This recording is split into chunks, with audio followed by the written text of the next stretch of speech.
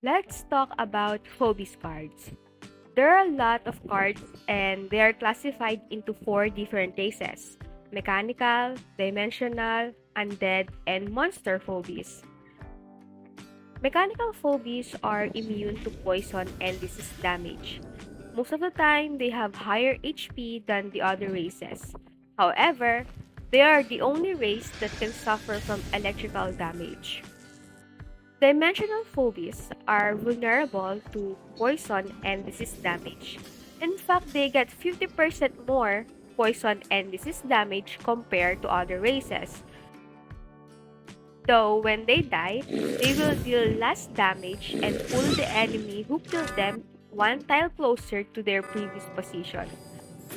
Undead phobies have the ability to leech or lifesteal 40% of their damage to the enemy.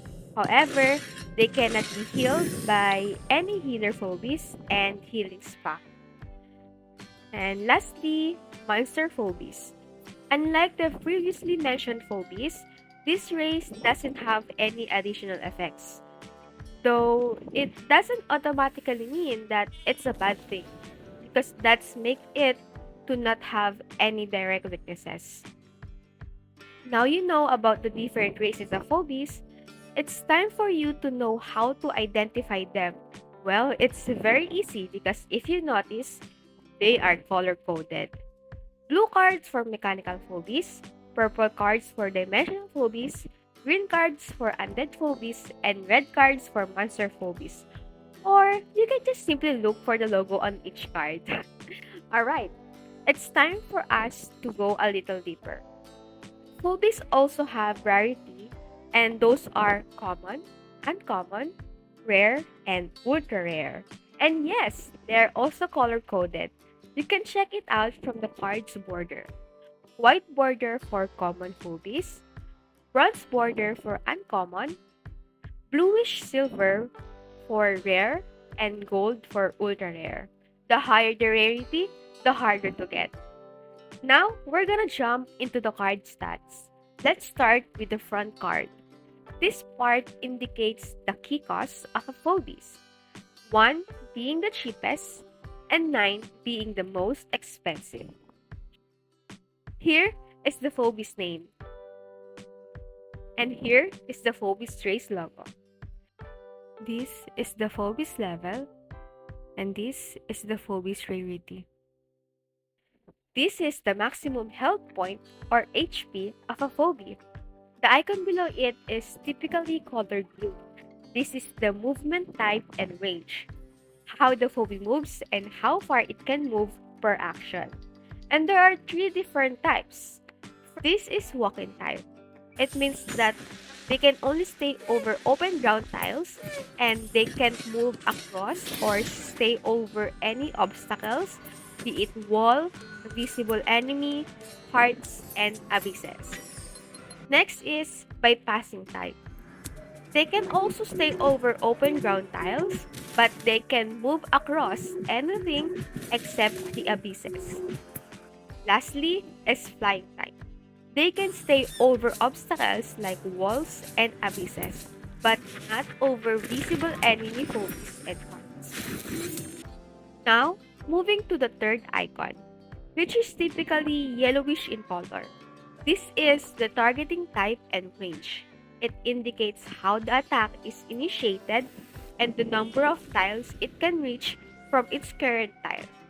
There are four different targeting types. The classic one is line of sight.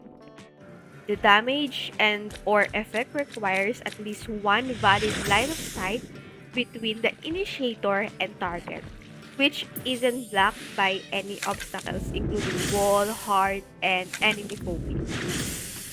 This one is a lob. The damage and or effect reaches any target within effective range despite any obstacles in the way.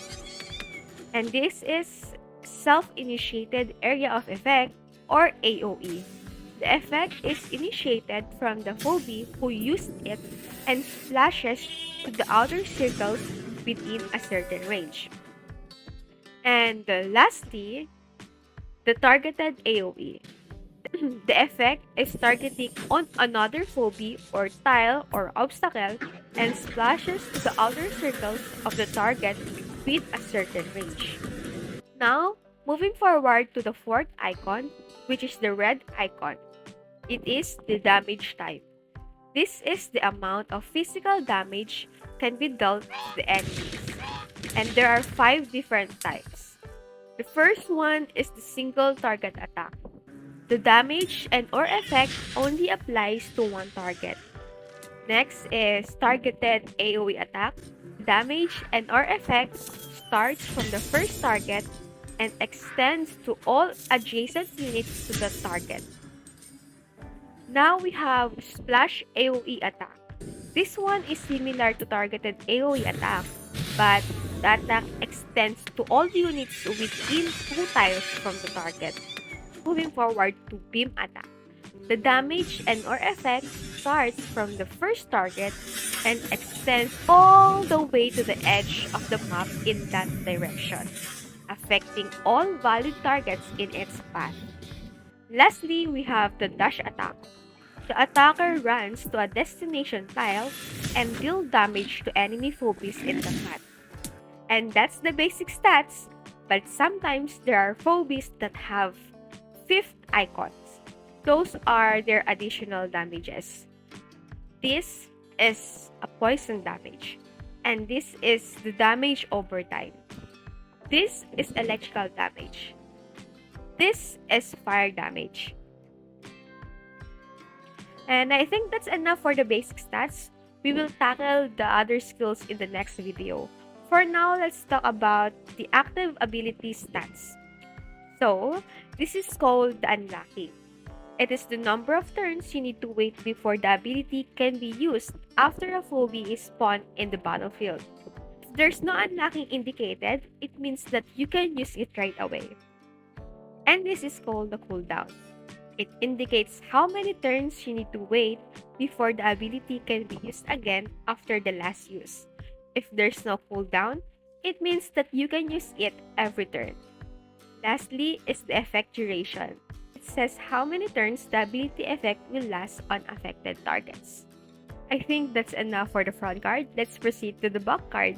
In this part, you can see the special and or passive ability information, as well as the race type and details. And that's all. And now you are one step closer to being a Phobies master.